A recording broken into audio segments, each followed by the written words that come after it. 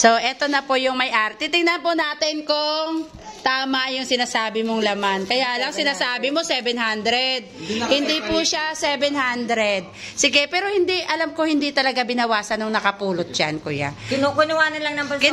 Kinuha lang, binigay lang niya. Yung nakaseparate na 500. Oh, 500. Tapos sa isang side, meron siyang... Buksan mo nga, kuya, bilangin, baka binawasan ko na eh.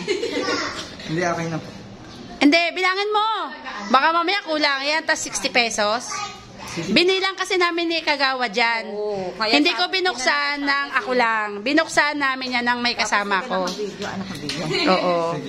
Oh, ano masasabi mo, kuya? Hindi siya 700 ha. Kuya, may tinatago ka pa. Smack card. Oo, may may smack. Yung picture, pakita mo yung picture. Tapos yung picture dyan, ang gwapo. Anong grade mo na? Grade 10 po. Grade 10. Oh, next time, yung gamit mo,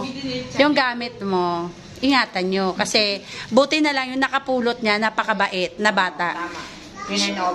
Shout out dun sa nakapulot na bata. Hindi ko nakuha yung pangalan niya. Ayan, masasabi mo dun sa nakapulot, kuya? Thank you po sa nakapulot. Kahit na wala, pero lagi yun dito, nagpupunta. Natuwa din ako dun sa bata na nakapulot ng wallet mo. Kasi, hindi po niya inisip yung laman.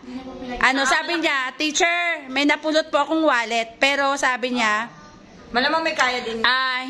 Hindi po namin tiningnan yan, pero alam kong may laman.